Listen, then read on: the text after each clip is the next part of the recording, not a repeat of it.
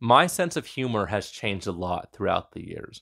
When I was in middle school, I loved over the top, raunchy comedy. There was no way you could convince me that Dane Cook was not the funniest man alive. Now I'm not sure, as I near my 30s, that I could sit through an entire one of his specials. Pablo Francisco was also very funny, but I'm not sure I think he's very funny anymore. I still think John Panette and Dave Chappelle are timeless. The thing about sense of humor, it's constantly changing, it's constantly adapting as you experience new life experiences. As you grow as a person, you'll find different things funny. So the theme for this week is humor. I look forward to laughing a little bit, and hopefully you guys enjoy it. Welcome to the reading vlog. Tuesday. So why did I decide on humor for the theme of this week? Well, I want to laugh. I finished Guards, but this is the last comedic read I've read, and Terry Pratchett, though he is very funny, he's very witty, he's very whimsical, his humor, you have to think. Perhaps I'm not British enough, but you have to think for a lot of his jokes for you to, laugh at them. There's some funny slapstick moments, but most of the humor is highbrow. You have to kind of be smart about it. So I really want to just find some stupid, funny reads for this week that I could just enjoy, turn my brain off a little bit, rest and recuperate, because I've just been reading Blackwater, Guards, and nonfiction this month. And July only has 2 more days left in it. And I really just want to start August with some laughs. So I picked up 2 comedic reads this week, and one of them is titled Critical Failures, a Caverns and Creatures book. I don't know if this series is generally held in high regard, but I found the premise to be very interesting. The premise of this book is essentially a bunch of 20-somethings are playing a Creatures and Caverns game, which is like a Dungeons and Dragons knockoff, because I'm pretty sure they couldn't use Dungeons and Dragons in the book without, copyright, that there being some legal issues. Long story short, they put a Craigslist ad out and for a new dungeon master, and the person arrives, and they're like an older gentleman with a beard, and he's overweight, and he's wearing a cloak, and they're making fun of him. And he seems very magical. He seems very whimsical and, wise. So he's getting annoyed that they're not taking the game seriously. He's getting pissed off. So he casts a spell and puts them inside their Dungeons and Dragons world. And they're a bunch of 20-somethings, and they're their characters, and it's funny. And if you were a person that loved humor from the 2000s and early 2010s, think like Pineapple Express, Superbad, This Is the End. I think the humor in this book you will love a lot. I haven't laughed out loud yet, but I've already kind of chuckled while reading. And I'm excited to see where this story goes because I wish I played more tabletop games when I was younger. I have 2 children, I'm married, I live in a different city than all my friends do now, and I do regret sometimes that I didn't play more Dungeons and Dragons with my friends. So reading this book, lots of nostalgia, lots of laughs. I can relate to a lot of the jokes. If you ever played tabletop games, you're aware of the type of humor that is very prevalent when it's just a bunch of boys with no girls and they're playing characters and they're role-playing and they're just doing stupid murder hobo stuff. You'll love this book, I think. The first 3 chapters are pretty rough in terms of writing, but it's starting to pick up. The second humorous read I'm reading this week is Feral Creatures by Kira Jane Buxton. This is a sequel to Hollow Kingdom, one of my favorite books from 2023. It's a zombie apocalypse book, which doesn't sound funny until you see what this series does different. It's a zombie apocalypse story told from the point of view of the animals that are left behind. So you have dogs, cats, moles, dragonflies, even trees speak in this world. And humans are gone, or they're either zombies, and our main character, ST, is a domesticated crow. ST is short for shit turd, which just goes to show what type of human names their pet bird shit turd. This book made me laugh out loud so many times last year. There's emotional highs and lows in the first book. I'm hoping Feral Creatures will give me more of the same because I loved Hollow Kingdom. But I am afraid that Hollow Kingdom was a book that definitely didn't need a sequel. But so far, I'm 3 chapters in. The humor's the same. I'm not sure what the overarching plot's going to be, but I'm just glad to meet some of our old characters again. And also, one of my goals for 2024 is to finish a lot of the series that I am reading. And after I finish Feral Creatures, this series will be behind me. It'll be in the rear view mirror. And I'm going to laugh a few times this week. That's what I'm hoping for. And maybe I'll finish another volume of Blackwater. But we're going to try to giggle a little bit. So yes, I'm excited for this week, and let's see how the laughs go. Why am I choosing to focus on critical failures? It's because of passages like this.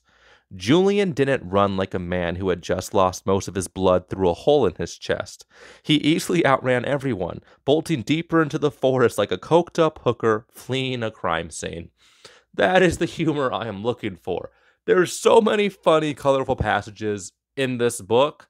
A lot of them, I think, use words that might get me flagged for YouTube, but yeah, controversial humor that would have been very funny, considered very mainstream in the early 2000s and the early 2010s. If you love that humor, definitely think you'll love this book.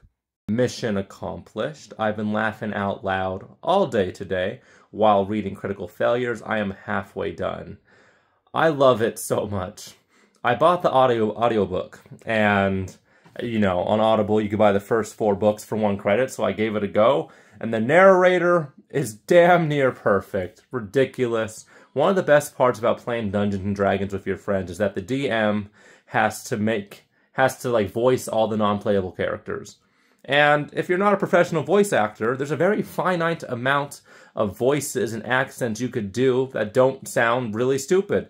You run out of accents really quickly. So the narrator has the silliest, dumbest voices, and I really love how the language in this book, sometimes it's all medieval, very proper, thys and theys and thous and, you know, all those old words. And then sometimes it just breaks into modern slang, and that's just so much like a D&D campaign. Critical Failures, the first installment out of 9, I am loving it. If it ends on a good note, I'm probably just going to binge through the first, all 9 installments of this series. I'm loving it.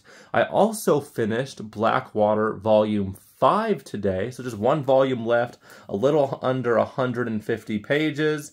Can't wait to finish Blackwater next week, but the theme for this week is humor, so let's not talk more about Southern Gothic literature. Saturday. So I'm dealing with some conflicting feelings. I loved Critical Failures. It had me laughing out loud several times today. I listened to the audiobook, narrator top notch, and I finished it today, and I did a deep dive into the series. I looked up the author. I looked up how many installments are going to be planned for this series, and I was a little disappointed because the author just got forced into working his day job because his books don't make him enough money. So he's working a job. He doesn't have as much time to write. He just got done the first draft of Volume 10 in this series, and he planned on it being 20 books. And I'm not sure how I feel about that. Generally, I hate reading ongoing series. I hate waiting around for years for a story to be complete. But I had so much damn fun with Critical Failures Volume 1 that I think I might be okay waiting for later installments. I think I might be okay binging the first 10 volumes over like 6 months or so, and then waiting 6 months for the next installment.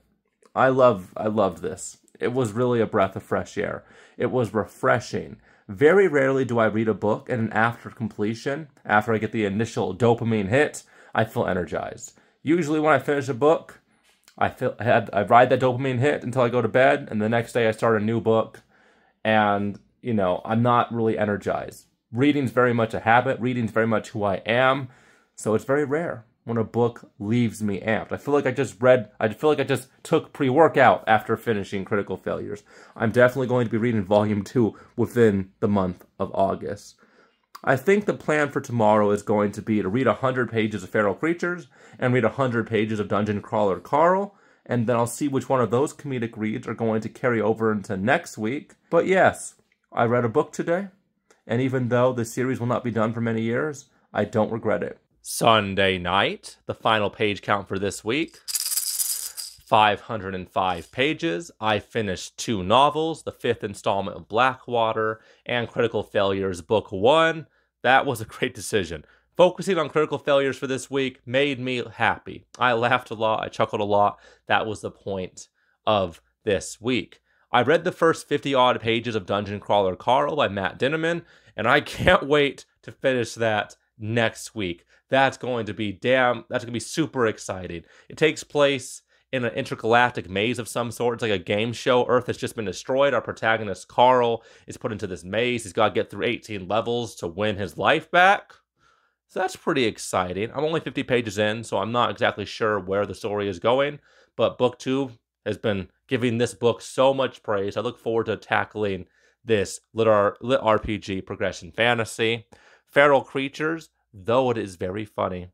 I forgot how heavy and introspective and dark some moments of Hollow Kingdom were, because Hollow Kingdom, when I think about it, I only remember how much I was laughing, but I remembered while reading Feral Creatures that I also cried several times during Hollow Kingdom. Feral Creatures has emotional highs and lows. A big theme that is like meditated on and talked about in the Hollow Kingdom duology is depression, isolation, longing for the past, regrets, all those things. Very heavy and with a lot of humor spread throughout. So like in Feral Creatures, you'll be laughing out loud, and then you'll be very somber the next paragraph.